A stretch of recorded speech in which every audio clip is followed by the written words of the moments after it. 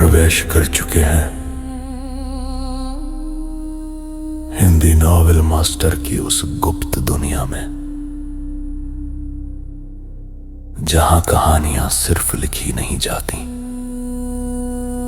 जाग उठती है।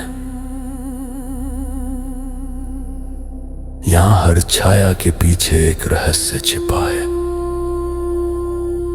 हर कदम पर एक अनसुनी फुसफुसाहट,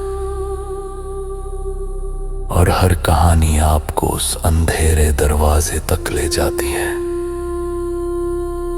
जिसे खोलने की हिम्मत हर किसी में नहीं होती। डिस्क्लेमर: इस संसार के सभी पात्र, घटनाएं और स्थान कल्पना के धुएं से जन्मे हैं। इनका किसी वास्तविक व्यक्ति, संस्था या घटना से कोई संबंध नहीं है। यदि कोई समानता लगे तो याद रखिए, संयोग भी कभी कभी कहानी का हिस्सा बन जाता है। ये सामग्री केवल मनोरंजन और कल्पनाओं की रहस्यमयी यात्रा के लिए है। तो दोस्तों, आपको ये हमारी कहानियाँ कैसी लगती है? अगर अच्छी लगे तो लाइक, शेयर और सब्सक्राइब करना मत भूलना, और कमेंट्स में अपनी राय ज़रूर बताना। अध्याय 211। एक छोटी सी सबक, शंकर काका से मिलना।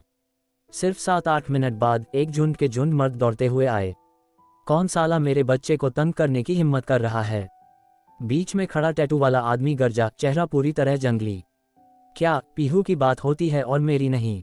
गोरी औरत ने शिकायत की। टैटू वाला तुरंत पिघल गया, मुस्कुराते हुए बोला, रूबी गुस्सा मत हो, मैं तो अभी पूछने ही वाला था, तुम ठीक तो हो ना? ठीक लग रही हूँ क्या? किसी ने मुझे पीट पीट कर लहूलुहान कर दिया, उनको पकड़ो मेरे लिए।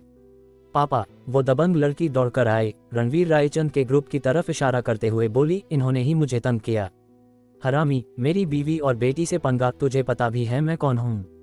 कुछ पता नहीं, रणवीर ने सिर हिलाया। टैटू वाले का चेहरा जम गया, गुस्से से लाल होकर गरजा, तू? मेरा नाम रॉकी भाई है, मेरे पास 5 जुआ घर हैं, इस इलाके में हर कोई मुझे जानता है। मुझे छेड़ेगा तो मरने के लिए तैयार हो जा। घुटने टेक अभी, नहीं तो पता भी नहीं चलेगा कैसे मरा। रणवीर ने ठंडी मुस्कान दी। मैंने सोचा कोई बड़ा आदमी होगा, सिर्फ 5 जुआ घर, यहाँ घमंड दिखाने लायक भी नहीं। करण, इसे घुटने टेकना पसंद है ना, तो इसे दे दो। जी। करण आगे बढ़ा, मौका ठुकरा कर मौत मांग रहा है। ठीक है, मैं पूरी कर दूंगा, इनको अपाहिज कर दो, जो भी होगा मैं संभाल लूंगा। उसके कई गुंडे करण पर टूट पड़े। धड़ धड़ धड़, करण ने पलक भी नहीं झपकी। एक पल में सारे गुंडे जमीन पर। अरे यार, रॉकी भाई मुंह बाय देखता रह गया, डर से सन। झटके से करण का हाथ टैटू वाले पर पड़ गया, जबरदस्त ताकत फटी। धड़ाम, वो घुटनों के बल गिरा, घुटने चकनाचूर, दर्द से चीखता हुआ, पसीना छूट गया। पति, गोरी औरत चिल्लाए। देखने वाले सन रह गए, ये आदमी कितना खौफनाक था। बच्चों से गलती होती है, माँ बाप भुगतते हैं। 10 सेकंड में माफी मांग लो, नहीं तो अपाहिज हो जाओगे, रणवीर ने ठंडे स्वर में कहा। बात करने का मन खत्म हो चुका था। तू मुझे अपाहिज करके माफी मांगवाएगा? ख्वाब देख। करण, इन्हें अपाहिज कर दो, रणवीर ने हुक्म दिया। मौका दिया था, अब पछताने का वक्त नहीं। करण ने सिर हिलाया और हाथ चलाया। कड़क कड़क, रॉकी भाई, उसके आदमी और गोरी औरत मौके पर ही अपाहिज। आह, मॉल में चीखें गूंज गईं। रणवीर खलनायकों पर रहम नहीं करता, अगर वो ना होता तो कोई और पीड़ित होता। खुशकिस्मत समझो कि मैं था, नहीं तो तुम पहले ही मर चुके होते। चांदनी के मिजाज से तो ये सीधे मर जाते। रूही, चलो घर चलें, उसने प्यार से कहा, उसे लेकर चल दिया।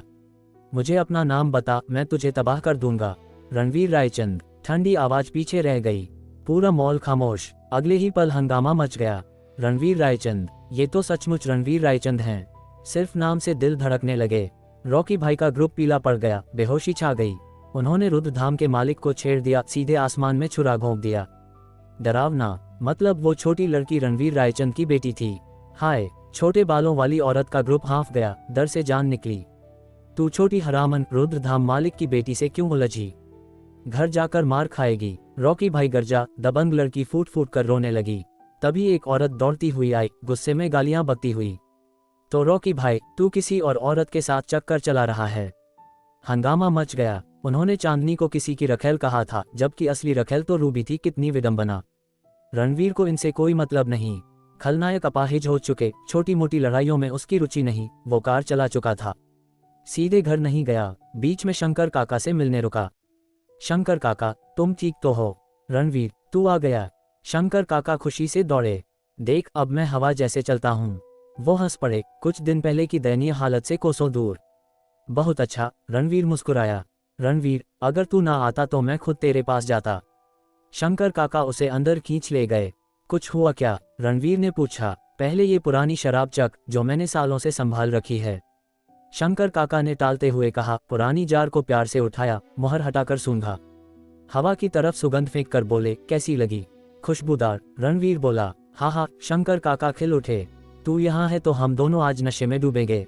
मेरा कोई प्लान नहीं। रणवीर मान गया। बड़े आंगन में कोल्ड डिश मंगवाए। रणवीर और शंकर काका गिलास टकराते रहे, खूब पीते रहे। पुरानी शराब लाजवाब थी, पता ही नहीं चला कब नशा चढ़ गया। शंकर काका, मैं पूछूं, मेघ पर्वत पर मेघ आश्रम का क्या बैकग्राउंड है? वो आश्रम बहुत पुराना है। कहते हैं सोंग राजवंश के समय एक भटकते साधु ने बनवाया, हजारों साल पुराना। मेघ पर्वत दूर है, राजवंश बदलते रहे, आश्रम बचता रहा। कुछ दशक पहले ही लोगों को पता चला। छोटा है, गुप्त है, आज भी कम लोग जानते हैं। इतिहास? रणवीर हैरान हुआ, बचपन में कभी नहीं सुना था। मेघ आश्रम में कोई सन्यासी हैं? शंकर काका ने सिर हिलाया।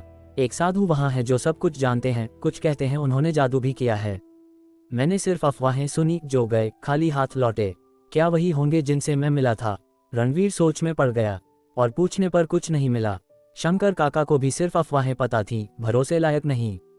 ठोस सुराग न मिला तो रणवीर ने छोड़ दिया। एक बात पक्की थी, मेघ आश्रम में कोई महारथी जरूर है। ऐसे साधु साधना में डूबे रहते हैं, उसका उनसे कोई वास्ता नहीं, इसलिए और नहीं पूछा।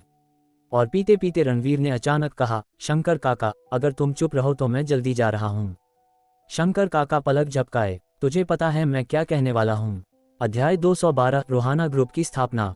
रणवीर मुस्कुराया। मैं तुम्हें अपने दादाजी जैसा मानता हूँ। शंकर काका क्या सोच रहे हैं, मुझे कैसे नहीं पता? लगता है मैंने तुझे कमा का। शंकर काका हंसे, थोड़े शर्मिंदा। बोलो ना शंकर काका, हम अपना परिवार हैं। रणवीर ने प्रोत्साहित किया। तो मैं तुमसे साधना में थोड़ी मार्गदर्शन मांगना चाहता हूँ। शंकर काका शर्म और उम्मीद के मिश्रण से बोले। यह अब वो लड़का नहीं था जिसे उनकी रक्षा चाहिए थी, बल्कि रुद्रधाम का मालिक, शक्ति देव स्तर का महारथी। कुछ सुझाव भी अनमोल होते। बस इतनी सी बात। रणवीर हंसा। जो भी पूछना है शंकर काका, पूछो, मैं पूरी कोशिश करूंगा। वाह, कमाल। शंकर काका का चेहरा खिल उठा और तुरंत सवाल पूछने लगे। रणवीर ने कुछ नहीं छिपाया, धैर्य से समझाया। पहले दिल्ली में शंकर काका मशहूर मार्शल आर्ट मास्टर थे। अब स्वस्थ होकर फिर साधना शुरू करना चाहते थे, ऊंचे स्तर तक पहुंचना चाहते थे। आखिर उन्होंने अपनी जान जोखिम में डालकर उसे बचाया था। कुछ सुझाव तो कुछ भी नहीं, अगर कोई ताकतवर साधना विधि होती तो वो भी दे देता। शंकर काका के साथ अभ्यास करते वक्त विक्रम पीछे पहरा दे रहा था। चांदनी पहले ही चली गई थी। छाया संप्रदाय के लोग ज्यादातर अंधेरे में चलते हैं। रूही आंगन में बड़े पीले कुत्ते के साथ खेल रही थी। देर शाम तक रणवीर ने विदा ली। जाने से पहले बताया कि कल पेरेंट कंपनी खुलेगी और उन्हें न्योता दिया। फिर रणवीर मोहनलाल शर्मा से मिलने गया। शर्मा परिवार में अनन्या को सबसे ज्यादा प्यार करने वाले वही थे और रणवीर उन्हें गहराई से सम्मान करता था। रूही को साथ देखकर मोहनलाल शर्मा खुशी से पागल हो गए। उनके अपने बच्चे कभी फरियाद नहीं करते, सारा प्यार अगली पीढ़ी पर लुटाते थे। कुछ देर बातें करने के बाद रणवीर ने बताया कि अगले दिन पेरेंट कंपनी खुलेगी। मोहनलाल शर्मा को खबर नहीं थी, शायद नोटिस नहीं पहुंचा था। रणवीर ने मौका लेकर न्योता दे दिया। रणवीर, घर जाकर अनन्या से कहना, ये बूढ़ी हड्डियां अब कारोबार संभालने की ताकत नहीं रखती। उसे ले ले तो मैं चैन की सांस लूं। मैं अनन्या से कहूंगा, लेकिन मानना उस पर है। रणवीर बोला। ठीक है। मोहनलाल शर्मा ने सिर हिलाया। विदा लेकर शाम को रणवीर घर पहुंचा। अनन्या भी ठीक उसी वक्त लौटी, पूरे दिन की मेहनत से थकी हुई। उसकी सफेद ड्रेस शर्ट पसीने से तर, शरीर से चिपकी हुई, मोहक व स्पष्ट। इन दिनों वो ज्यादातर कारोबारी काम संभालती थी। स्टाइल बदल गया था, प्रोफेशनल स्कर्ट सूट शर्ट, छोटी स्कर्ट, हाई हील्स, खास अदा के साथ। रूही एक तरफ खेल रही थी। रणवीर अनन्या के पीछे पहुंचा। सिल्क स्कर्ट के ऊपर से उसकी भराव महसूस हुआ। अनन्या, तुम दिन पर दिन और खूबसूरत होती जा रही हो, उसने मुस्कुराते हुए कहा।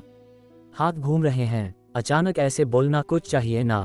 अनन्या शर्माए। रणवीर आंखें तरेरा। क्या बिना कुछ चाहिए तारीफ नहीं कर सकता? मर्द ऐसे ही होते हैं ना, वो बोली, लेकिन हाथ नहीं रोका, उसे छूने दिया। जब तुमने खुद कहा तो कुछ ना करूं तो बेवकूफ़ी होगी। रणवीर और बेखौफ हुआ, उंगलियां जादूगर की तरह नाची। रूही अभी यहाँ है। रात को अनन्या डर गई कि कहीं नियंत्रण न खो दे। ठीक है। एक पल में रणवीर पूरी तरह गंभीर, इतनी तेजी से अनन्या हैरान। ये आदमी सचमुच चाहे तो स्विच ऑन ऑफ कर लेता है। रणवीर, डिनर के बाद मुझे दादाजी से मिलना है, कल आने को कहना है, अनन्या बोली। जाने की जरूरत नहीं, लौटते वक्त मैं उनसे मिला और न्योता दे दिया, रणवीर बोला। ओह, तू पहले ही गया था। वो हैरान हुई, फिर मीठी मुस्कान दी। रणवीर, इतना ख्याल रखने के लिए शुक्रिया। तेरा परिवार मेरा परिवार, ये तो बनता है, वो बोला, जैसे कुछ बड़ा नहीं। अनन्या को लगा कोई उसे दिल से चाहता है, आंखें प्यार से चमक उठीं। इतना फरियाद करने के लिए आज इनाम दूंगी। ओह, कैसा इनाम? रणवीर शरारती मुस्कान दी। रात को पता चलेगा, वो रहस्यमयी बोली। तो बेसब्री से इंतजार करूंगा, उसने शैतानी हंसी के साथ कहा। वैसे दादाजी ने मुझे कहलवाया, वो बूढ़े हो रहे हैं, कारोबार तुम्हें सौंपना चाहते हैं। सोचा क्या? सच कहूं, मैंने लेने का प्लान नहीं बनाया, आखिर मेरा हक नहीं, अनन्या परेशान लगी। लेकिन दादाजी सचमुच बूढ़े हो गए हैं। कुछ दिनों में फिर बात करूंगी। अगर और कोई रास्ता ना निकला तो मान लूंगी और रोहाना ग्रुप में मिला लूंगी, ठीक रहेगा ना? जो तुम्हारा मन करे। रणवीर को ऐसे मामलों से मतलब नहीं। रात गहराई। अगला दिन रोहाना ग्रुप का उद्घाटन था। पूर्व देश के ताकतवर लोग न्योते पा चुके थे। सब तैयार, सिर्फ सुबह का इंतजार। इतने व्यस्त दिनों के बाद फसल कटने का वक्त। अनन्या खुशी से झूम रही थी। गहरी रात में विला के बेडरूम में एक असाधारण जंग जोरों पर थी। रणवीर को उम्मीद नहीं थी कि अनन्या का इनाम इतना सुखद आश्चर्य होगा। रात भर उलझे रहे, पता नहीं चला कब नया दिन आ गया।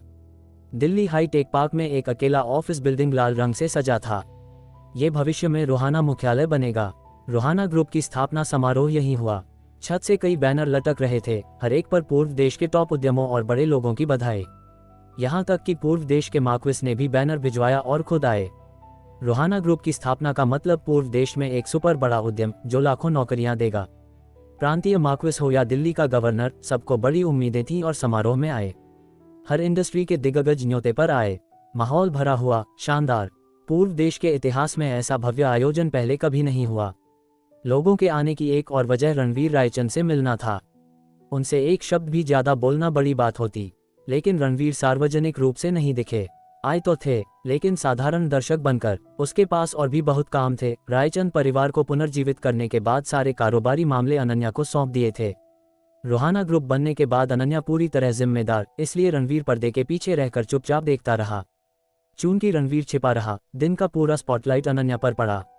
लाल गाउन और हाई हील्स में वो मुख्य मंच पर खड़ी थी। दोनों तरफ स्थानीय दिग्गज और मशहूर उद्यमी। अनन्या ने खुद रिबन काटा, असंख्य रिबन हवा में उड़ गए, तालियों की गड़गड़ाहट में। आज से अनन्या शर्मा रोहाना ग्रुप की अध्यक्ष थीं। अध्याय 213, और भी दुश्मन हैं। असंख्य न्यूज मीडिया ने ये खबर छापी। हेडलाइंस बेहद सनसनीखेज थीं। लेस देन रोहाना ग्रुप आज स्थापित। अनन्या शर्मा आधिकारिक रूप से पूर्व देश की सबसे खूबसूरत सीईओ बनी, सैकड़ों अरब की मालकिन ग्रेटर दैन। आर्टिकल में रोहाना ग्रुप का बैकग्राउंड था और अनन्या की कई तस्वीरें। उनकी खूबसूरती बलकी, जैसे कोई स्वर्ग की अप्सरा। एक पल में लोकप्रियता आसमान छू गई, बड़े प्लेटफॉर्म्स पर ट्रेंडिंग में आ गई। कमेंट सेक्शन खोलो तो बधाइयों के अलावा जंगली कल्पनाएं। बहुत खूबसूरत हैं, सीधे डेब्यू कर सकती हैं। सिर्फ खूबसूरत नहीं, इतनी काबिल भी, खरबों का साम्राज्य संभाल रही हैं और पूर्व देश की सबसे सुंदर सीईओ। अगर ये मिल जाएं तो जिंदगी भर आराम। ऐसे कमेंट्स के नीचे एक समान जवाब। जागो, सपने देखना बंद करो। इनके पति रुद्रधाम के मालिक हैं। हालांकि उद्घाटन में रणवीर सार्वजनिक रूप से नहीं आए, लेकिन सबको पता था कि वो अनन्या के पति हैं।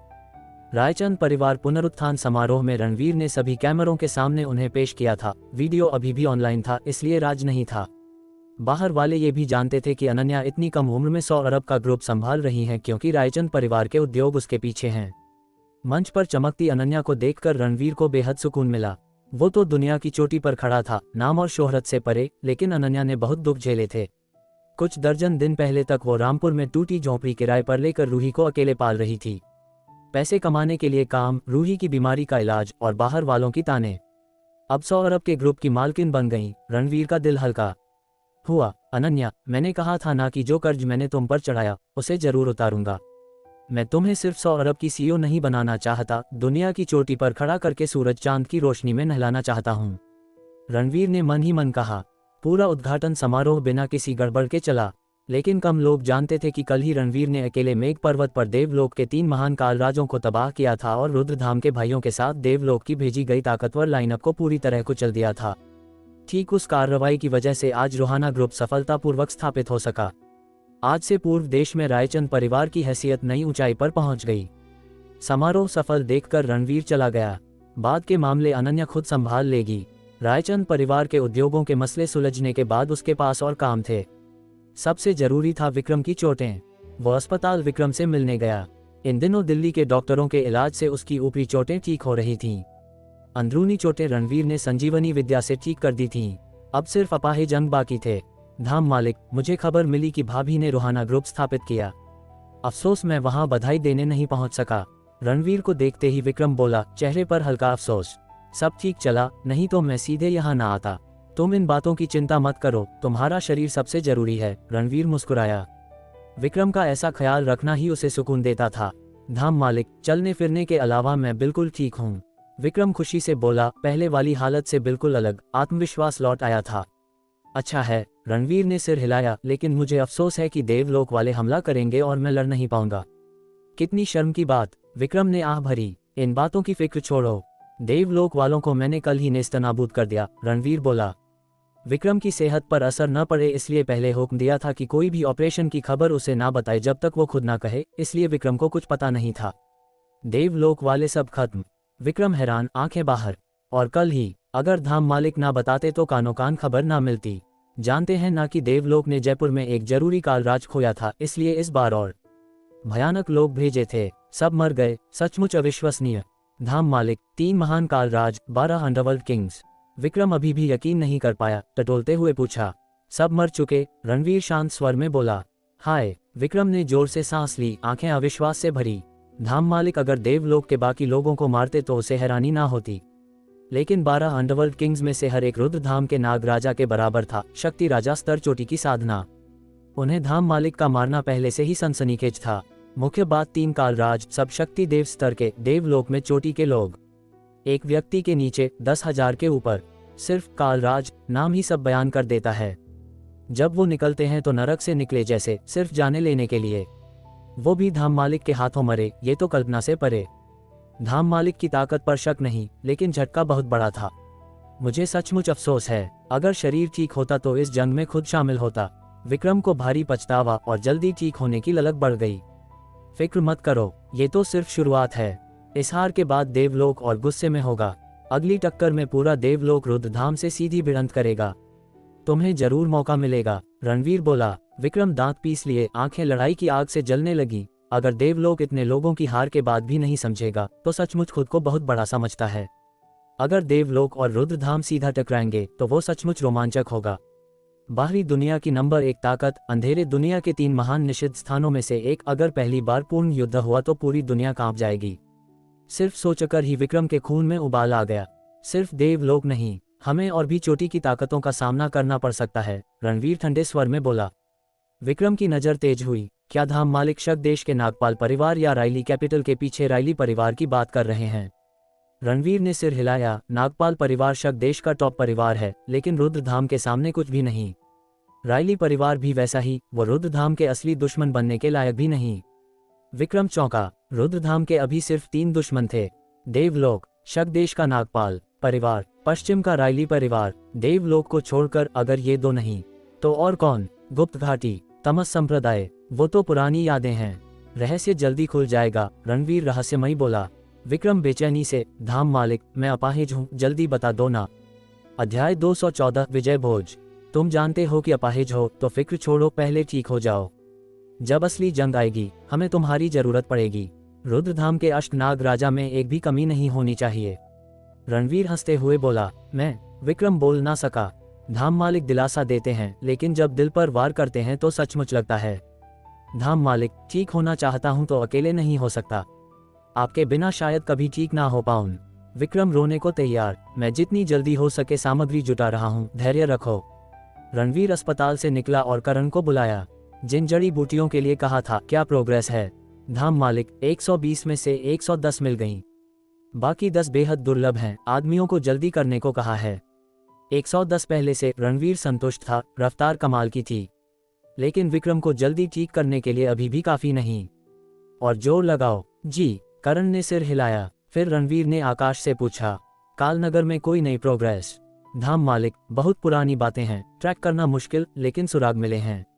जल्दी पूरी तस्वीर मिल जाएगी। आकाश ने आदर से रिपोर्ट दी।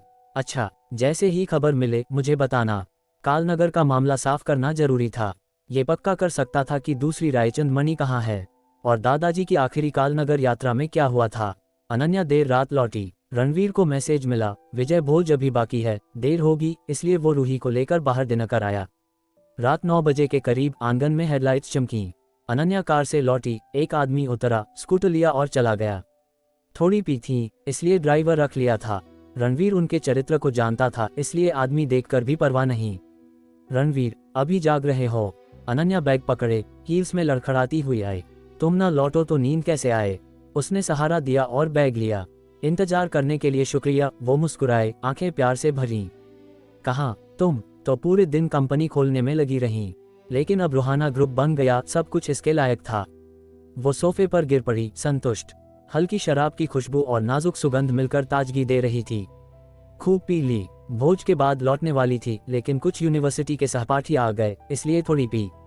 छुड़ाने में मेहनत लगी। लोग कितने स्वार्थी होते हैं। जब तुम रामपुर में संघर्ष कर रही थी, किसी ने एक पैसा नहीं दिया। अब रूहाना ग्रुप की सीईओ हो तो सहपाठी प्रकट।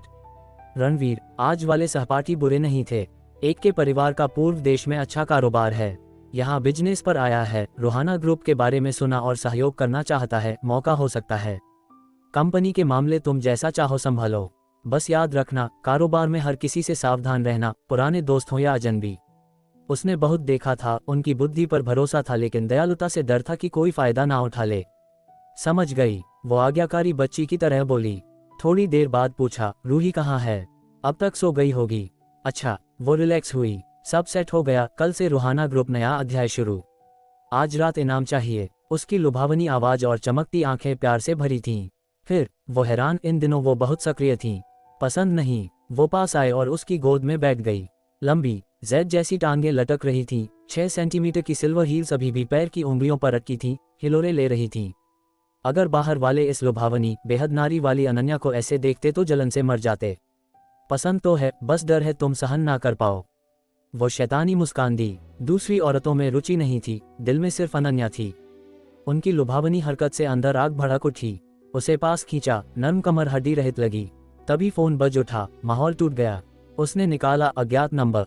कंपनी नई बनी थी, जरूरी काम हो सकता था, इसलिए उठाया। हेलो, क्या ये अनन्या शर्मा हैं?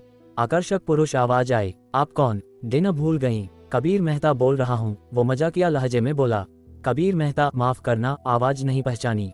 कोई बात नहीं, अगर बीच में विदेश ना जाता तो शायद अच्छे दोस्त होते, शायद अभी भी बन सकते हैं, वो विनम्रता से बोली।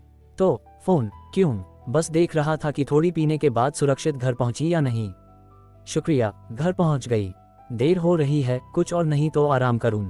शादीशुदा होने की वजह से पुरुषों से बात छोटी रखती थी और कॉल खत्म कर दी। हाँ, अच्छे से आराम करना। Good night. कबीर मेहता ने विनम्रता से फोन रख दिया। पूर्व देश में कारोबार वाला सहपाठी यही है? रणवीर ने पूछा। हाँ, दिल्ली यूनिवर्सिटी में एक ही क्लास में थे। अफवाह थी कि बिना परीक्षा दिए दाखिला लिया, टॉप स्कोर, हैंडसम, कैंपस का दिल था। प्रिया मल्होत्रा को याद है ना? अध्याय 215, और इंतजार नहीं कर सकता। रणवीर ने सिर हिलाया। अनन्या को अभी पता नहीं था, लेकिन प्रिया मल्होत्रा और उसके पति बहुत पहले नरक पहुंच चुके थे। प्रिया मल्होत्रा उस वक्त कबीर मेहता के पीछे पागल थी, लेकिन उसे कोई दिलचस्पी नहीं थी। 1 साल बाद विदेश ट्रांसफर हो गया और संपर्क टूट गया। अनन्या बोली, कहीं तुम्हें भी वो पसंद था? रणवीर ने छेड़ा। बिल्कुल नहीं, कॉलेज में मुझे कोई पसंद नहीं था। अनन्या जल्दी से सफाई दी। क्या बात है, जल रहे हो? वो हंसकर बोली, मैं इतना छोटा दिल वाला हूँ। रणवीर ने सिर हिलाया। मेरी जानकारी में तुम उनमें दिलचस्पी नहीं लेते जिनसे तुम्हें मतलब नहीं। अनन्या रणवीर को देखते हुए बोली, पूरी तरह यकीन कि वो उसे समझती है।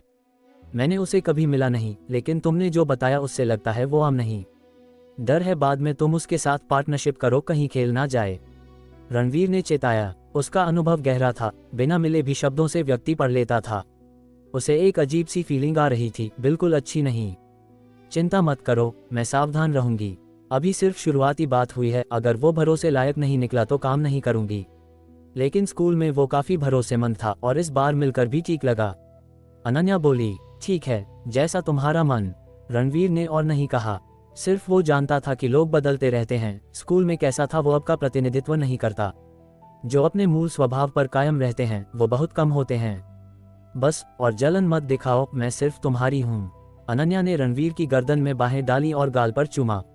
रणवीर का चेहरा काला पड़ गया। उसे जलन क्या थी? उसने पलटकर नाजुक औरत को सोफे पर दबाया। एक और जुनूनी रात। उसके बाद कई दिनों तक अनन्या दिन में कंपनी के काम में डूबी रही। रोहाना ग्रुप बनने के बाद ढेर सारे काम, सिर्फ पार्टनर कंपनियों के और रही पहाड़ जैसे। अनन्या ने बारीकी से काम किया, हर फर्म को एकीकृत किया। वो रोहाना ग्रुप को पूर्व देश की, यहाँ तक कि आर्यावर्त और पूरी दुनिया की शान बनाना चाहती थी। कर्मचारियों के लिए नहीं, रायचंद परिवार की शान बढ़ाने के लिए। उनका पति रुद्रधाम का मालिक था, वो उसे नीचे नहीं गिरने देगी। रणवीर के पास अब रूही की देखभाल और साधना के अलावा कुछ खास नहीं था। उसकी मौजूदा साधना लंबे वक्त से रुकी हुई थी। रणवीर को लगा कि उसे साधना में बाधा आ गई है। आमतौर पर ऐसा तब होता है जब किसी की ताकत अपने स्तर की चरम सीमा पर पहुंच जाती है, आगे बढ़ना मुश्किल। बुराई ये कि जिंदगी भर रुक सकता है, हमेशा इसी स्तर पर अटका रह सकता है। रणवीर कभी रुकना स्वीकार नहीं करेगा। उसे जलन थी कि युद्ध कला के अंत में सचमुच कौन सा स्तर है। बाधा जरूरी नहीं बुरी, टूट जाए तो नया संसार खुल सकता है। उसे इसकी भारी बेसब्री थी। 5 दिन बीत गए और करण फिर रिपोर्ट करने आया। धाम मालिक, आखिरी 10 जड़ी बूटियों में से 5 और मिल गईं, लेकिन बाकी 5 का बाजार में कोई नामोनिशान नहीं। बिना देखे रणवीर जानता था कि कौन सी 5 बाकी हैं। वो सचमुच दुर्लभ थी। कुछ दवा व्यापारी तो नाम भी नहीं सुने थे, लेकिन पूरी तरह नामुमकिन नहीं होनी चाहिए थी। विक्रम का शरीर ज्यादा से ज्यादा 1 हफ्ता और चल सकता था। उस वक्त के अंदर बाकी ना मिली तो संजीवनी विद्या से बचे हुए नस नाड़ी पूरी तरह मर जाएंगी। तब महर्षि चरक को भी बुलाया तो कुछ नहीं हो पाएगा। और इंतजार नहीं। रणवीर ने तुरंत फैसला किया। उसने रुद्रधाम को पूरी तरह नहीं लगाया था। करण को पूरा अधिकार था, फिर भी खाली हाथ। पूरा लगाने से शायद भी कुछ ना मिले। छाया संप्रदाय को आजमाना ठीक रहेगा। रणवीर ने तुरंत चांदनी से संपर्क किया, 5 जड़ी बूटियों की लिस्ट भेजी और पूरे छाया संप्रदाय को लगाने को कहा। कीमत कोई मसला नहीं। आखिरी उपाय के रूप में ही छाया संप्रदाय लगाता था। रुद्रधाम और छाया संप्रदाय 2 अलग ताकतें, अलग मिशन। लगभग कभी दोनों को एक साथ लगाने की जरूरत नहीं पड़ती। छाया संप्रदाय छिपी तलवार है, बाहर निकालना मतलब ट्रम्प कार्ड खेलना।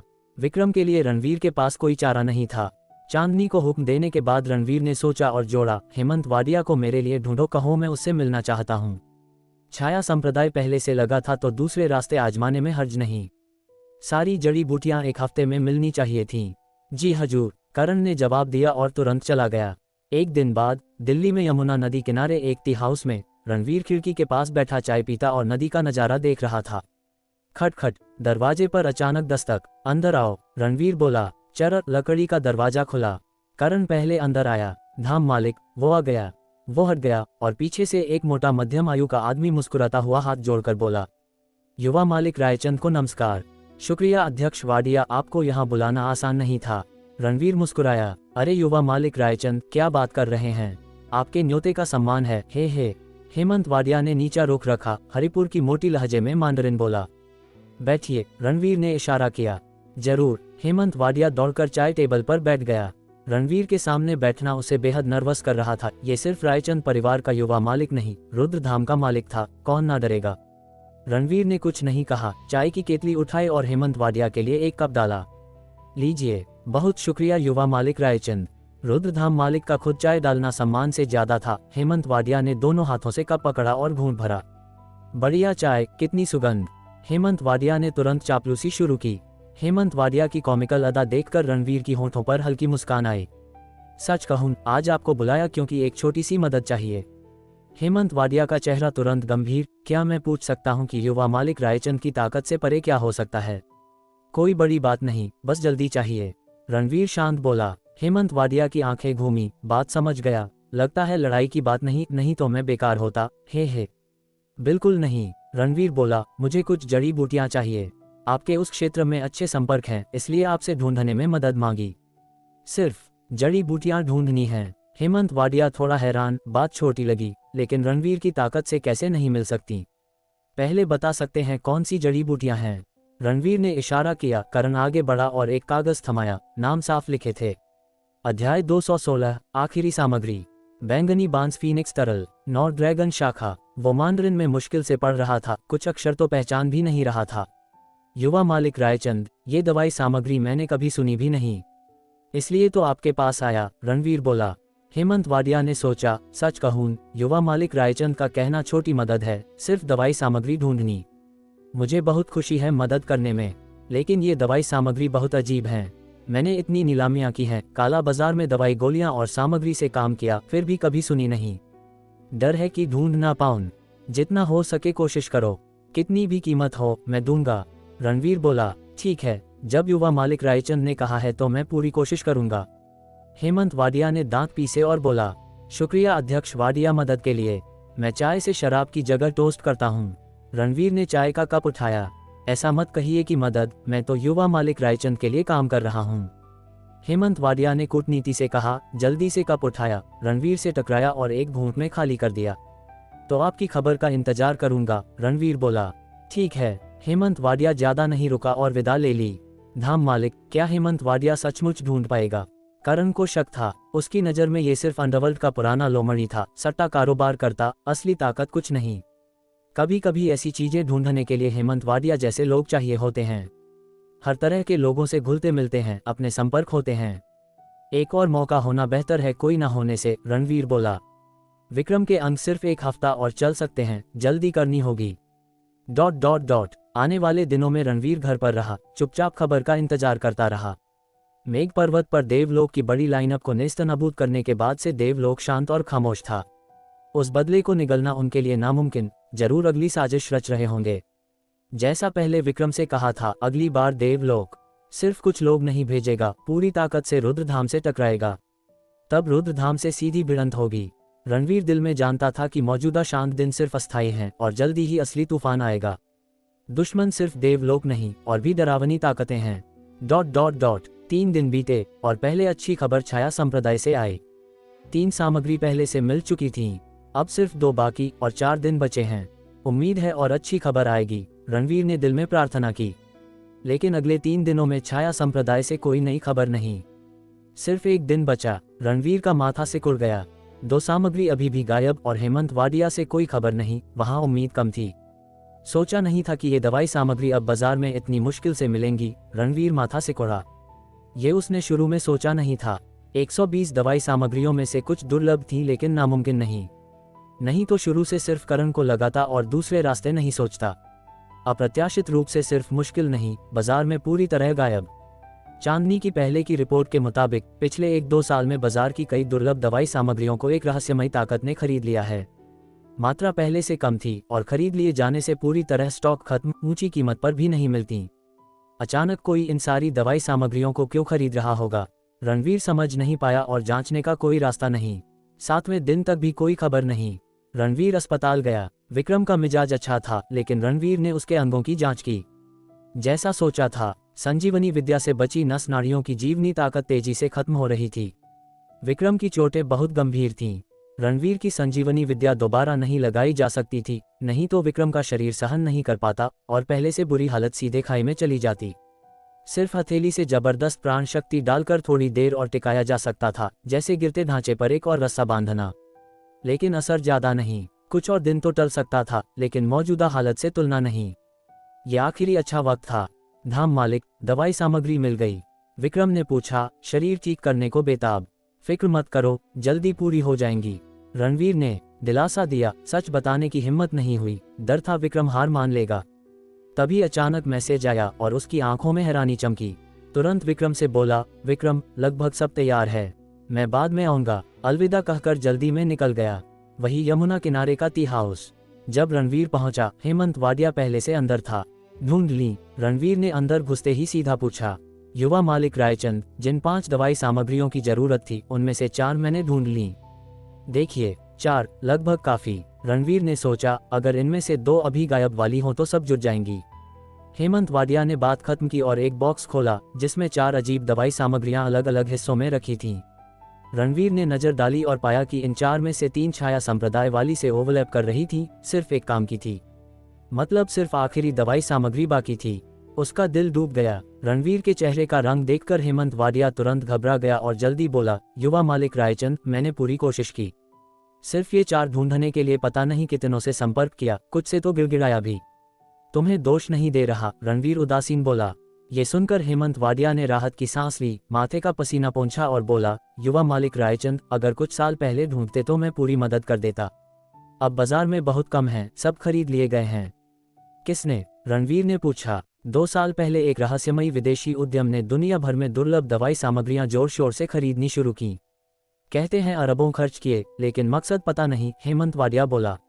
लेकिन चिंता मत कीजिए युवा मालिक रायचंद, आखिरी दवाई सामग्री तो नहीं मिली, लेकिन अपने संपर्कों से एक ऐसे व्यक्ति से बात की है जो शायद ये खास सामग्री दे सके।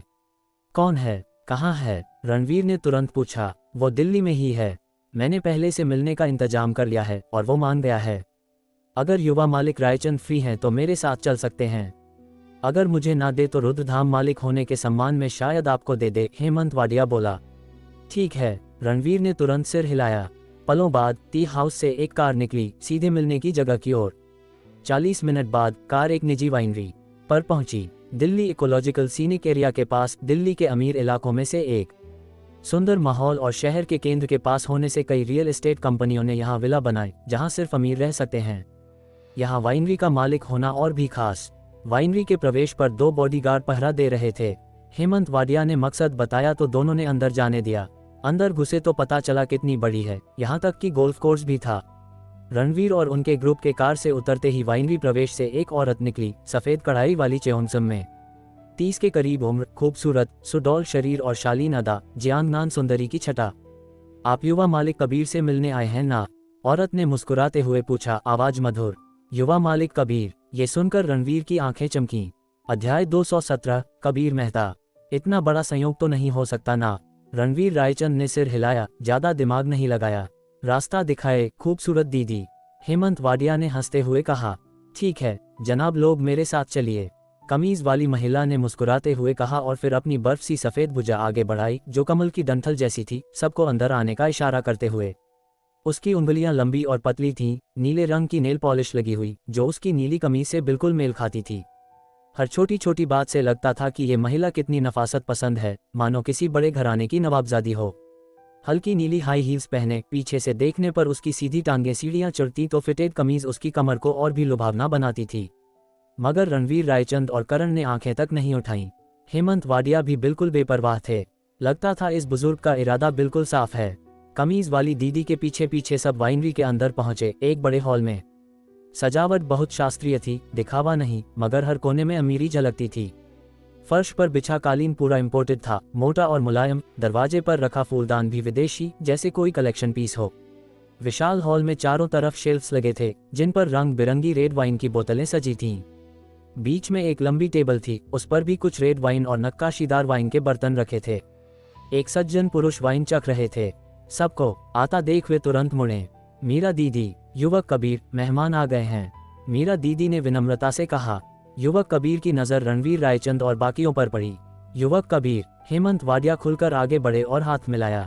आप ही मैनेजर हेगड़े होंगे? युवक कबीर ने हाथ मिलाते हुए कहा। जी हाँ, सोचा नहीं था कि युवक कबीर मुझे जानते होंगे, ऐसे छोटे से आदमी को। हेमंत वाडिया हंसे। मैनेजर हेगड़े, मजाक मत कीजिए, अगर आप छोटे हैं तो मैं तो कुछ भी नहीं, युवक कबीर ने मुस्कुराते हुए कहा। उम्र कम थी मगर लगते बहुत परिपक्व थे, लोगों से बात करने का तरीका बेहद अनुभवी। ये दोनों सज्जन कौन हैं? युवक कबीर ने हेमंत वाडिया से पूछा। परिचय करवाता हूँ, ये हैं रणवीर रायचंद, हेमंत वाडिया ने तुरंत कहा। ये नाम सुनते ही युवक कबीर की आंखों में हैरानी चमकी। आप ही रुद्रधाम के स्वामी हैं? रणवीर रायचंद ने हल्के से सिर हिलाया। कितना बड़ा संयोग है, युवक कबीर उत्साह से बोले। आपकी पत्नी और मैं कॉलेज के सहपाठी थे, मैं तो आपको मिलने का मौका ढूंढ रहा था, आज अचानक मिल गए। ये सुनकर रणवीर रायचंद को तुरंत समझ आ गया कि ये कौन है। अनन्या के सहपाठी कबीर मेहता। पहले सोचा था कि इतना संयोग नहीं होगा, मगर हुआ वही। अनन्या ने कल आपका जिक्र किया था, बोली कि आप बहुत प्रतिभाशाली इंसान हैं। सच में? कबीर मेहता के चेहरे पर हैरानी और खुशी दोनों उभरी। कल अनन्या की चिंता करने के लिए शुक्रिया, रणवीर रायचंद ने कहा, बात में गहरा मतलब छिपा हुआ। कबीर मेहता का चेहरा एक पल को रुका, फिर 2 बार खुश्क हंसी निकाली। हम सिर्फ सहपाठी हैं, थोड़ी चिंता तो बनती है। तो आप दोनों का ऐसा रिश्ता है, फिर आज का काम तो आसानी से हो जाएगा, हेमंत वाडिया ने दिल खोलकर कहा। कबीर मेहता को तुरंत समझ आ गया, मैनेजर हेगड़े, जो औषधीय जड़ी बूटियां आप मुझसे मांग रहे थे वो शायद रणवीर जी के लिए हैं। बिल्कुल सही, रणवीर जी को अभी इनकी सख्त जरूरत है। हेमंत वाडिया ने तुरंत कहा, चूंकि रणवीर जी को जरूरत है तो मैं जरूर मदद करूंगा। वो मेरे सहपाठी की पति हैं। अगर पहले पता होता कि आपको इन जड़ी बूटियों की जरूरत है तो इतनी परेशानी क्यों, सीधे मुझे बता देते, कबीर मेहता ने विनम्रता से कहा। बात रणवीर रायचंद की सोच से कहीं ज्यादा आसानी से बन गई। उन्हें उम्मीद नहीं थी कि कबीर मेहता इतने सीधे मदद करेंगे। रणवीर जी, एक पता छोड़ दीजिए, मैं मीरा दीदी से बाद में पहुंचा दूंगा। कबीर मेहता ने कहा, बहुत शुक्रिया। कुल कितने पैसे हुए? अभी ट्रांसफर कर देता हूँ। रणवीर रायचंद ने मुस्कुराते हुए कहा, ये आप क्या कह रहे हैं? सिर्फ एक जड़ी बूटी है। रणवीर जी की मदद करना मेरे लिए सम्मान की बात है, पैसे की कोई जरूरत नहीं। कबीर मेहता ने मना कर दिया। रणवीर कभी किसी का एहसान नहीं रखता। मदद के लिए पहले से शुक्रगुजार हूँ, मगर नुकसान तो नहीं होने दूंगा। रणवीर ने कहा, इस जड़ी बूटी की बाजार कीमत कम से कम 5 लाख है, वो भी मिलना मुश्किल। मिले भी तो व्यापारी 2 गुना दाम वसूलते। मैं रणवीर जी का एहसान कैसे रख सकता हूँ? आपकी पत्नी और मैं सहपाठी हैं, पैसे लेना ठीक नहीं लगेगा। वैसे भी कल मैंने अनन्या शर्मा से कहा था कि भविष्य में कारोबारी सहयोग हो सकता है। ये जड़ी बूटी रणवीर जी को देकर मैं रोहाना ग्रुप से भविष्य का सहयोग पक्का कर रहा हूँ। कबीर मेहता ने मुस्कुराते हुए कहा। जब सामने वाला इस तरह कह रहा था तो रणवीर रायचंद ज्यादा जिद नहीं कर सके, वरना बात लंबी खींच जाती। फिर मुस्कुराकर बोले, कंपनी के सारे मामले अनन्या देखती हैं, मुझे तो कुछ फैसला करने का हक ही नहीं। कल फोन पर बात से और आज मिलकर रणवीर रायचंद को लग रहा था कि कबीर मेहता साधारण नहीं है। वो इस मदद से रोहाना ग्रुप से सहयोग चाहते थे, इसलिए पैसे लेने से मना कर रहे थे। भविष्य में अगर उनकी कोई जरूरत पड़ी तो रोहाना ग्रुप जरूर मदद करेगा, जो अभी के पैसों से कहीं ज्यादा फायदा देगा। इसलिए रणवीर रायचंद ने मजाक में कह दिया कि वो कंपनी के मामले नहीं देखते, ताकि बाद में अगर मना करना पड़े तो रास्ता रहे। कोई बात नहीं, मैं अपनी कंपनी की ताकत से अनन्या शर्मा का भरोसा जीत लूंगा। हाँ हाँ, कबीर मेहता ने खुलकर हंसते हुए कहा, बहुत शालीनता से। रणवीर रायचंद के होठों पर मुस्कान आई और वे चुप रहे। चून की बात बन गई तो क्या रणवीर जी को एक जाम के लिए आमंत्रित कर सकता हूँ? कबीर मेहता ने न्योता दिया।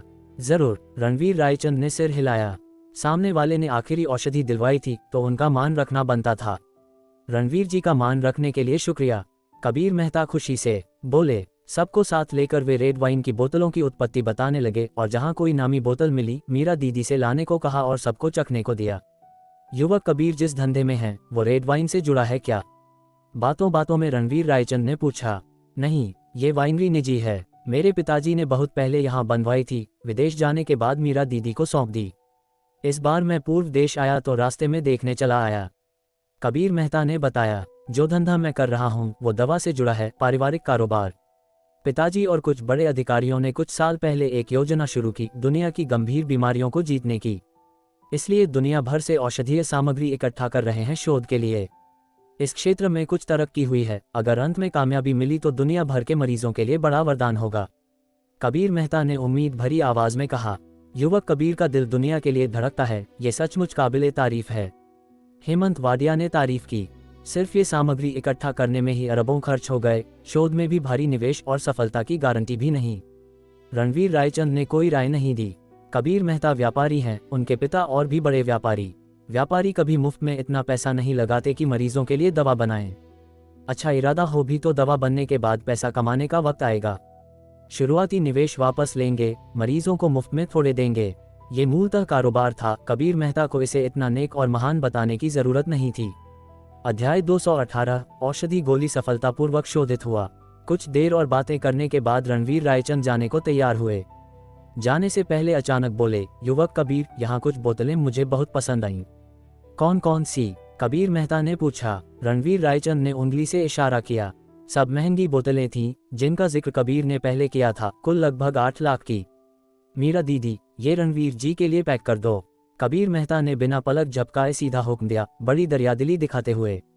मीरा दीदी ने तुरंत बोतलें निकाली और सावधानी से बैग में रखा।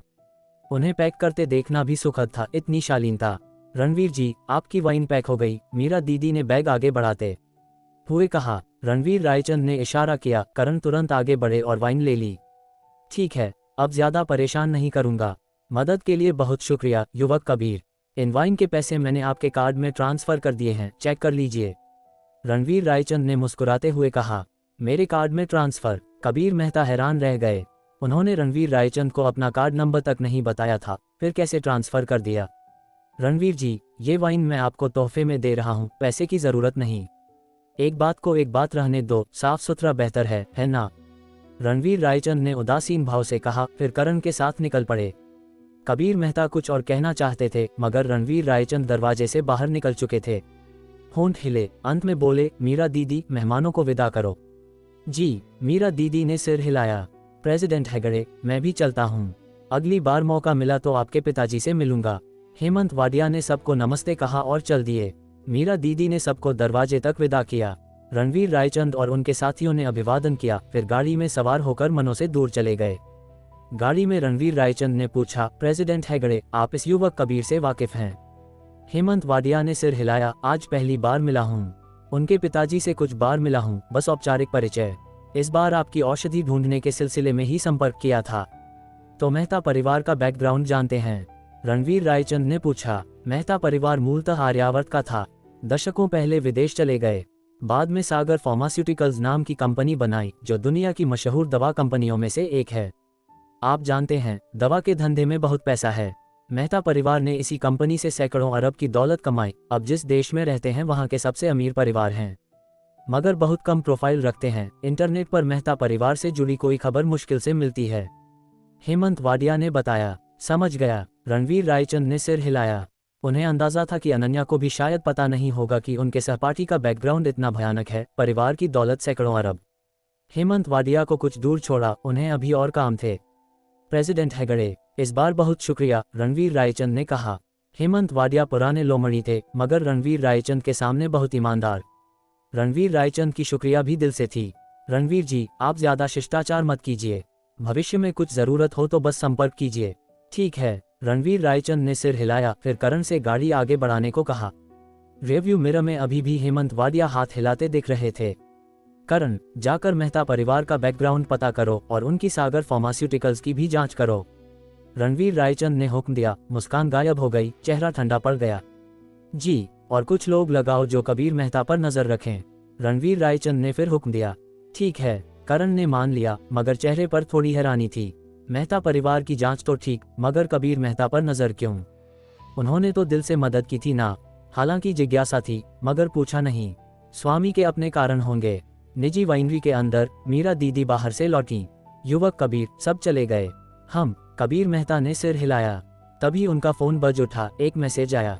खोलकर देखा, 30 लाख जमा हुए। बिना सोचे समझे पता था किससे आए हैं और रीढ़ में से हरन दौड़ गई। उन्होंने अपना कार्ड नंबर कभी बताया नहीं था, फिर भी रणवीर रायचंद को पता था। यानी उनकी सारी जानकारी रणवीर रायचंद के सामने बिल्कुल साफ थी। कितनी डरावनी ताकत है। कबीर मेहता सदमे में बोले। कुछ बोतलें 8 लाख की थीं, मगर रणवीर रायचंद ने 30 लाख दिए। बाकी 22 लाख बेशक औषधि के थे। पहले कहा था कि पैसे नहीं चाहिए, मगर रणवीर रायचंद ने इस तरह हिसाब बराबर कर दिया, वो भी असली कीमत से कहीं ज्यादा देकर। इस हरकत से एक बात साफ थी, सामने वाला उन पर कोई एहसान नहीं रखना चाहता। रुद्रधाम के स्वामी से दोस्ती करना सचमुच आसान नहीं, कबीर मेहता ने कड़वी मुस्कान के साथ कहा। मीरा दीदी, औषधीय सामग्री जल्द से जल्द पहुंचवा दीजिए। जी। युवक कबीर। मीरा दीदी ने सहमति में सिर हिलाया। रणवीर रायचंद घर लौटे तो इंतजार करने लगे।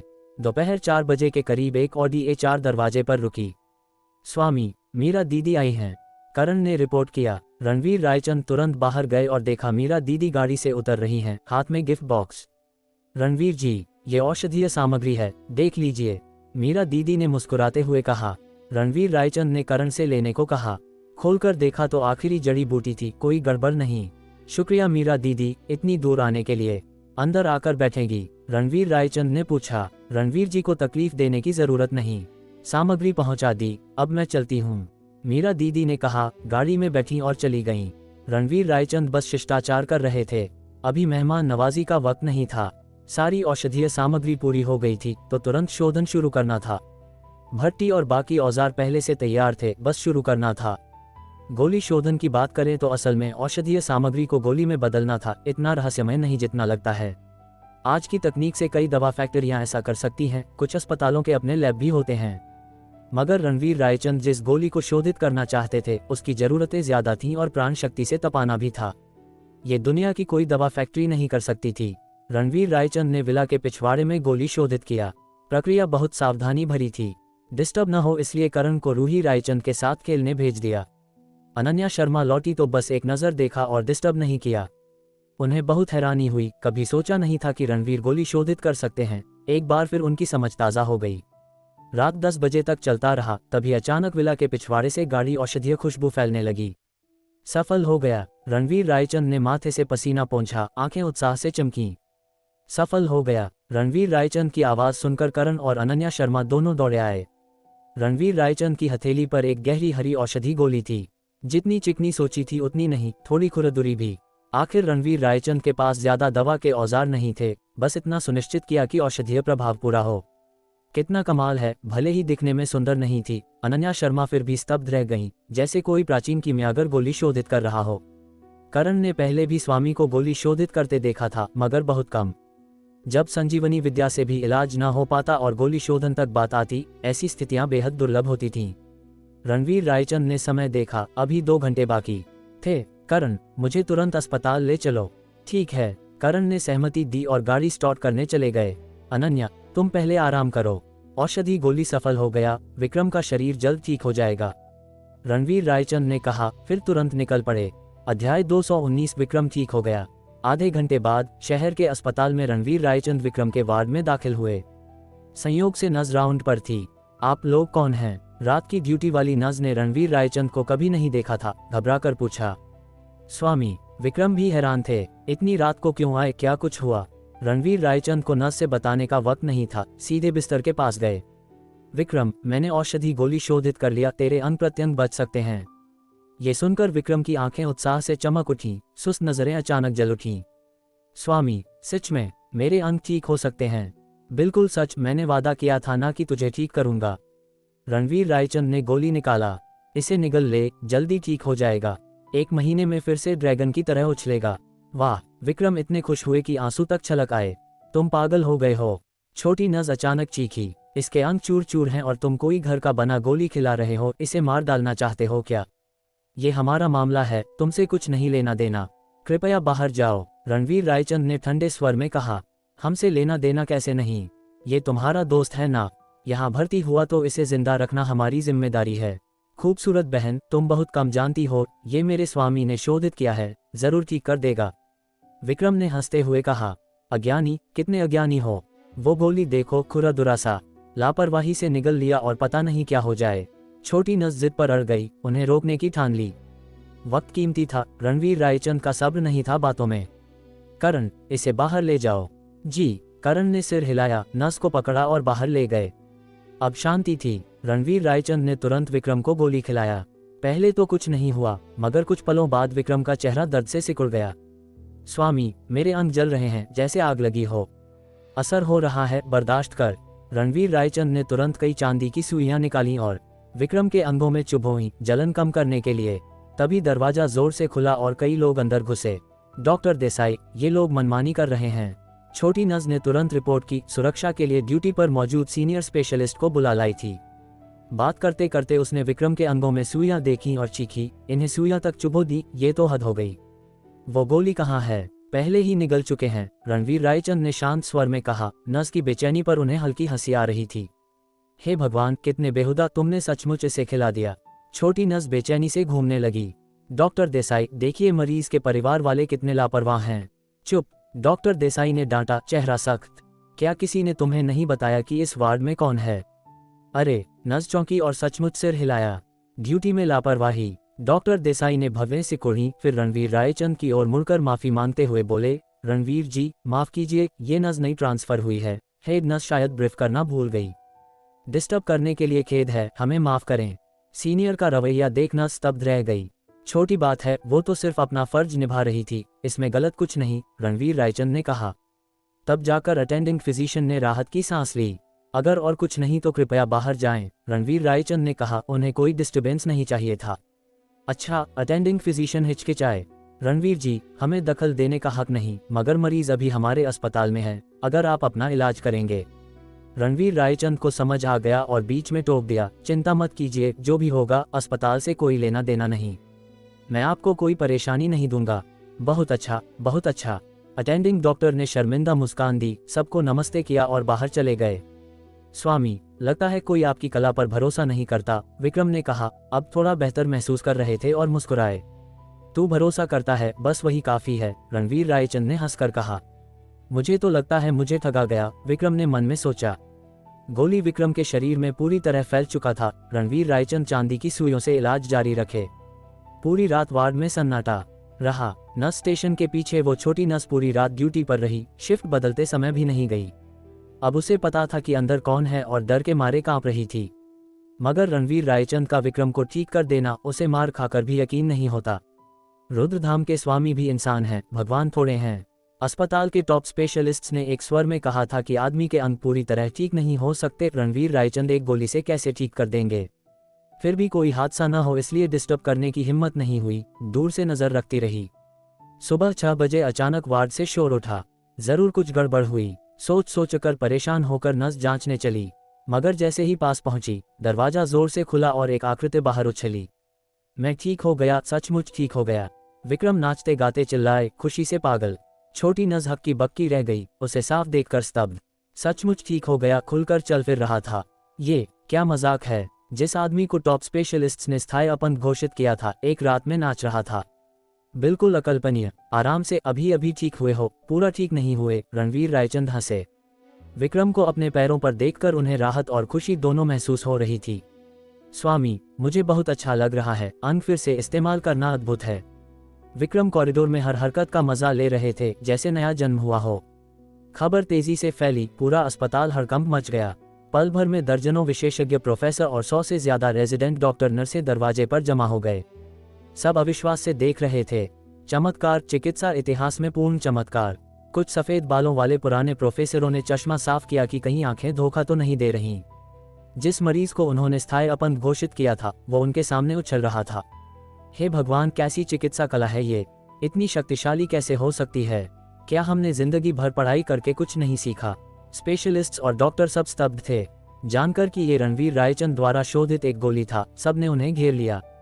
रणवीर जी, युवक रायचंद, धाम स्वामी रायचंद, कृपया हमें उस गोली की सामग्री बताइए ना, हमें अध्ययन करने दीजिए। कैसा चमत्कारी औषधि गोली है ये, इतना कमाल कैसे? पुराने प्रोफेसरों की आंखें चमक रही थीं। अगर ये तकनीक सीख ली तो अंतर्राष्ट्रीय चिकित्सा पुरस्कार सारे झपट सकते थे।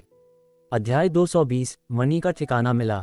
सफेद बालों वाले प्रोफेसरों को इतना उत्साहित देख रणवीर रायचंद को सिरदर्द होने लगा। उन्हें धैर्य से समझाना पड़ा, ये युद्ध कला की तकनीक है, फॉर्मूला बताऊं तो भी बेकार। उम्मीद है सब समझेंगे। ये सुनकर सारे विशेषज्ञ और प्रोफेसर निराश हो गए। अगर युद्ध कला की तकनीक है तो सामग्री जानकर भी उनके लिए बेकार। कितना अफसोस। रणवीर जी, क्या हम आपको हमारे संस्थान का विशेषज्ञ नियुक्त कर सकते हैं? एक पुराने प्रोफेसर ने पूछा। डर है कि इतना वक्त नहीं है, माफ कीजिए, रणवीर रायचंद ने विनम्रता से मना कर दिया। ठीक है, हम आपका निर्णय मानते हैं, पुराने प्रोफेसर ने आह भरी। केवल रणवीर रायचंद ही ये युद्ध कला जानते थे, इसलिए उन्हें रखना चाहते थे, मगर उम्मीद टूट गई। इन पुराने प्रोफेसरों को आखिरकार मनाकर रणवीर रायचंद जाने ही वाले थे कि तभी फोन बज उठा। आकाश का था। दिल में हलचल हुई, तुरंत उठाया। धाम स्वामी, कालनगर की जांच में नतीजा निकला है, मगर बात जटिल है। बेहतर होगा खुद रिपोर्ट करूं। आखिरकार सुराग मिला। रणवीर रायचंद की आंखें उत्साह से चमक उठीं। आकाश की बात सुनकर लग रहा था कि दादाजी का कालनगर में दूसरा दौरा साफ हुआ था और 5 परिवार प्रमुखों की खोई हुई दूसरी मणि का भी ठिकाना पता चल गया था। विक्रम, तुझे अभी अस्पताल में आराम करना है, मुझे कुछ काम है, मैं चलता हूँ, रणवीर रायचंद ने तुरंत कहा। बॉस, कोई नया मिशन? विक्रम ने जल्दी से पूछा। डर था कि रणवीर रायचंद न बताएं, इसलिए फौरन जोड़ा, मुझे अब बहुत अच्छा लग रहा है, मैं सामान्य काम कर सकता हूँ। रणवीर रायचंद मुस्कुराए। ये तुझे सिर्फ लग रहा है, पूरी तरह ठीक होने में कम से कम 1 महीना और लगेगा। चिंता मत कर, तेरे लिए मिशन आएंगे, वार्ड में जाकर आराम कर। बात खत्म कर रणवीर रायचंद ने छोटी नस से कहा, देखता हूँ तू बहुत मेहनती है, एक काम देता हूँ, इस आदमी पर नजर रखना, अगर ये जिद करे तो नियमों के मुताबिक कर देना। अरे, छोटी नस खुश हो गई। उसे डर था कि रणवीर रायचंद हिसाब मांगेंगे, मगर तारीफ की और काम भी सौंपा। ये रायचंद परिवार के मुखिया थे, पूर्व देश के नंबर 1 शख्स और रुद्रधाम के स्वामी, बहुत बड़ी ताकत। उसे तुरंत लगा कि बड़ा दायित्व मिला है। हिदायत देकर रणवीर रायचंद अस्पताल से निकले, आकाश से मिलने को बेताब। विक्रम के पास आंसू थे मगर रो नहीं सके। सोचा नहीं था कि रुद्रधाम के अष्टनाग राजाओं में से मुख्य उन्हें एक छोटी नस की सुननी पड़ेगी। उसने छोटी नस को देखा जो 20 के शुरुआती दशक में थी, शायद स्कूल से 1-2 साल ही हुए होंगे। एक जवान लड़की के अधीन होने का ख्याल उसे बेबस कर गया।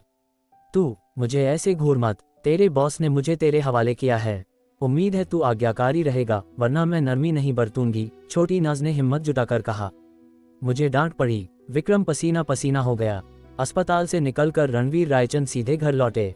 कुछ देर बाद एक आकृति दौड़ती आई। आकाश थे। आकाश, जांच के नतीजे क्या हैं? रणवीर रायचंद ने जल्दी से पूछा। दादाजी का ठिकाना और उस वक्त चोरी हुई मणि का पता दोनों उनके लिए जरूरी थे।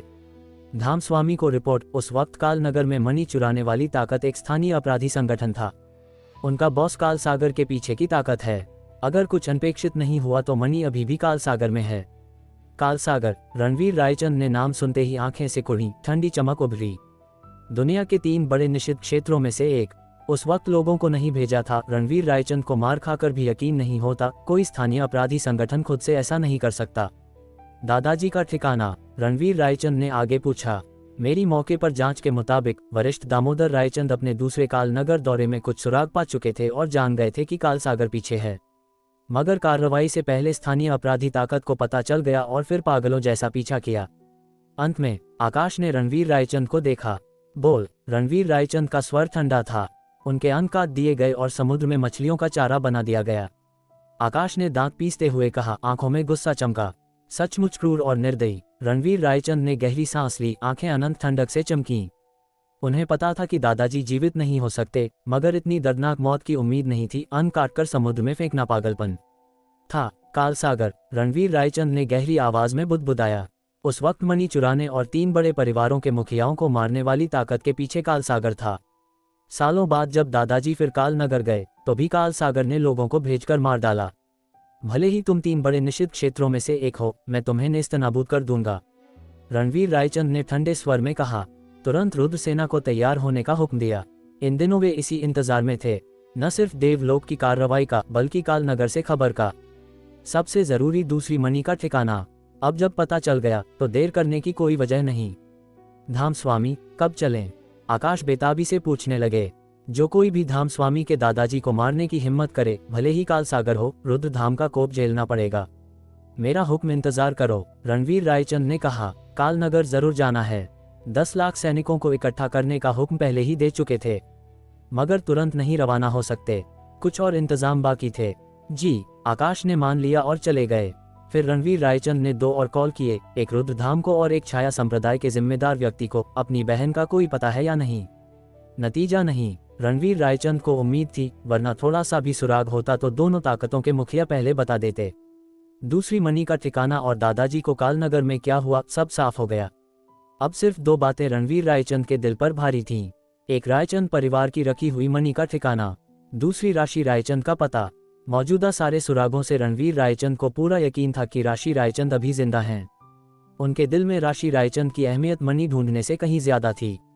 खून का रिश्ता है इस दुनिया में उनकी इकलौती जीवित रिश्तेदार। चाहे कुछ भी हो, राशि रायचंद को ढूंढना था। अगले कुछ समय विक्रम अस्पताल में आज्ञाकारी होकर ठीक होते रहे। रणवीर रायचंद अकेले घर पर रहे, कालनगर की स्थिति का अध्ययन करते। काल सागर की ताकत कालनगर के पास थी। पूरा शहर काल सागर के प्रभाव में था, उनका मुख्य अड्डा माना जाता था। कालनगर को समझे बिना काल सागर से निपटना मुश्किल। इसके अलावा रणवीर रायचंद दिन रात साधना में जुटे रहे। 3 बड़े निषिद्ध क्षेत्रों में से एक काल सागर की ताकत देवलोक से कम नहीं होगी। इस बार सीधे उनके मुख्य अड्डे पर जाना था, पूरी तैयारी जरूरी थी।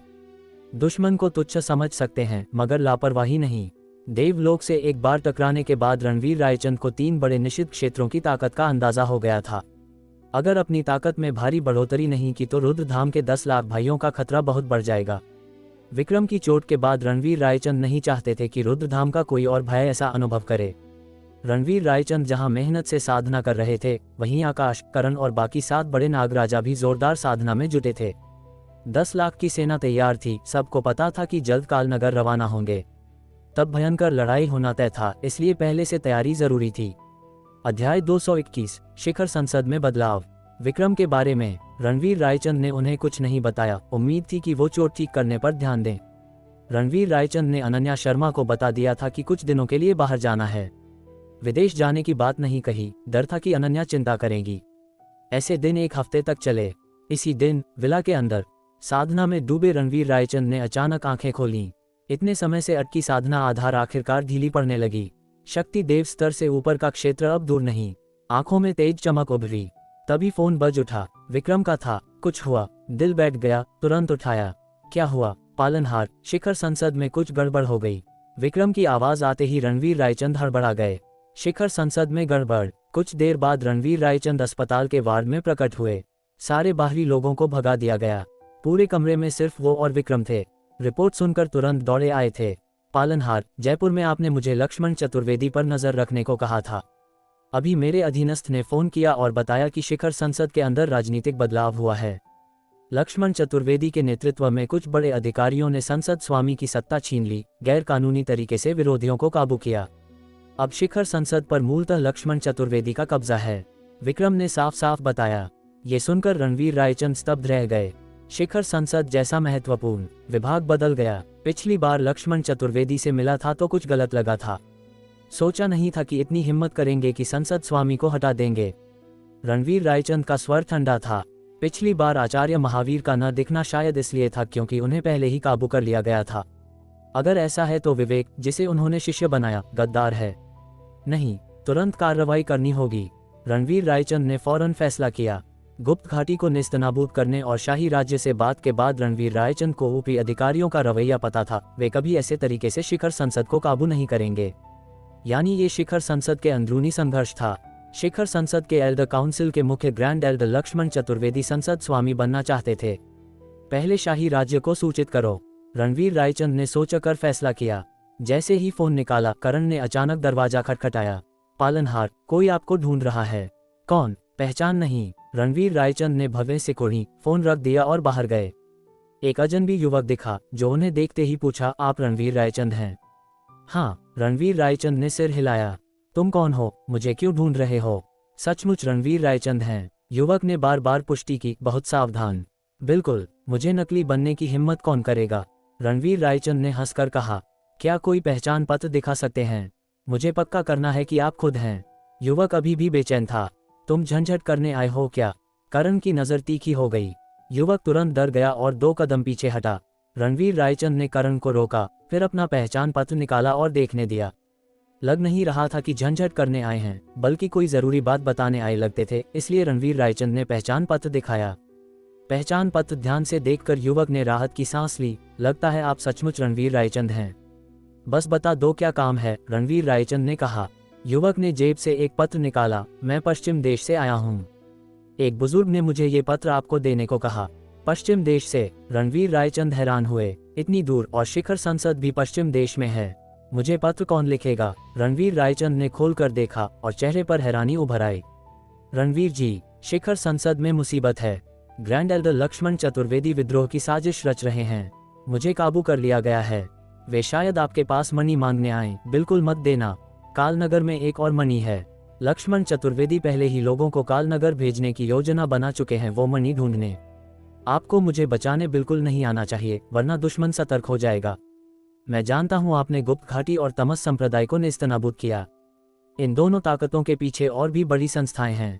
अफसोस, मैं पता नहीं लगा सका कि वो कौन सी ताकत है। लक्ष्मण चतुर्वेदी उनका सहयोग कर रहे हैं और वे भी कालनगर जा रहे होंगे। अगर आप वहां जाएं तो बहुत सावधान रहना। वैसे, क्या आपको मेरा शिष्य विवेक याद है? उसके पिता गुप्त घाटी के सदस्य विश्वनाथ सिंह थे।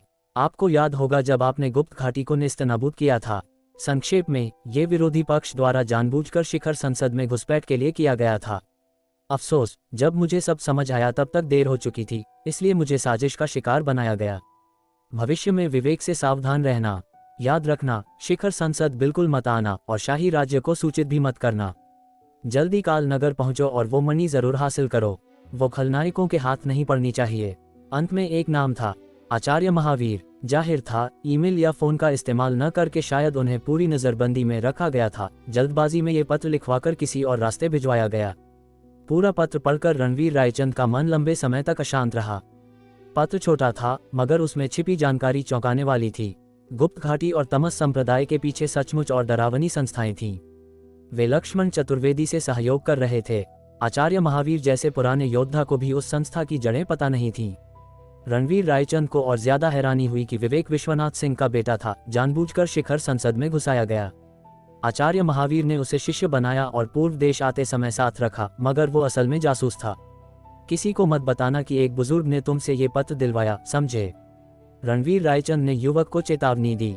मुझे पहले ही पैसे मिल चुके हैं, मैं जरूर चुप रहूंगा। युवक ने तुरंत सिर हिलाया। तुम जा सकते हो। युवक को विदा कर रणवीर रायचंद गहरे सोच में डूब गए। शाही राज्य को सूचित करने का ख्याल तुरंत त्याग दिया। चूंकि आचार्य महावीर ने दुश्मन को सतर्क न करने को कहा था, तो उनकी सुननी बेहतर। आखिर आचार्य महावीर को शिखर संसद की मौजूदा स्थिति सबसे अच्छे से पता थी।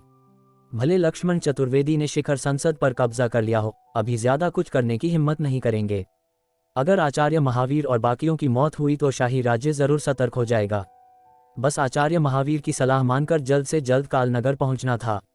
वहां जाना तो था ही, मगर अब जल्दी करनी थी। फैसला करके रणवीर रायचंद तुरंत कमरे में लौटे। विक्रम, हम अभी चल रहे हैं, तू चोट ठीक करने पर ध्यान दे। पालनहार, कोई ऑपरेशन प्लान कर रहे हैं? विक्रम बेताबी से पूछने लगे। तेरा इससे कोई लेना देना नहीं, बस आराम कर। रणवीर रायचंद ने विक्रम को बताने का इरादा नहीं किया। पालनहार, मैं सचमुच ठीक हूँ। विक्रम अस्पताल के बिस्तर से कूदकर जमीन पर उतरे। मैंने तुझे ठीक किया है। तेरे शरीर की हालत मुझे कैसे नहीं पता। पूरी तरह ठीक होने में कम से कम 1 महीना और लगेगा, अभी आधा महीना भी नहीं हुआ। मेरी बात मान, रणवीर रायचंद ने सख्ती से कहा। पालनहार, मैं सचमुच ठीक हूँ और थोड़ा हिलना डुलना शरीर के लिए अच्छा भी नहीं। विक्रम ने गिड़गिड़ाते हुए कहा। क्या अब मेरी बात मानने से इनकार कर रहा है? रणवीर रायचंद का स्वर ठंडा हो गया। ठीक है, कुछ नहीं कहता। विक्रम ने लाचारी से आह भरी। चूंकि मैं आज्ञाकारी हूँ, तो कम से कम बता दो कि कौन सा ऑपरेशन प्लान कर रहे हो, है ना? इस मोड़ पर कहानी सिर्फ बदले की नहीं रह जाती। यह टकराव है ताकत और भरोसे का, दोस्ती और राजनीति का, और इंसानियत बनाम निर्दयी सत्ता का। रणवीर रायचंद, जो किसी का एहसान नहीं रखते, आज ऐसे दुश्मनों की ओर बढ़ रहे हैं जिनके नाम से पूरा संसार कांपता है। एक तरफ मणि का रहस्य, दूसरी तरफ अपनों की कुर्बानी, और इसी बीच वो फैसला जो पूरे भविष्य को बदल देगा। अब कहानी अपने सबसे खतरनाक अध्याय में प्रवेश कर चुकी है, जहां हर कदम या तो इतिहास रचेगा या सब कुछ जला देगा। तो बने रहिए हमारे साथ इस सफ़र में।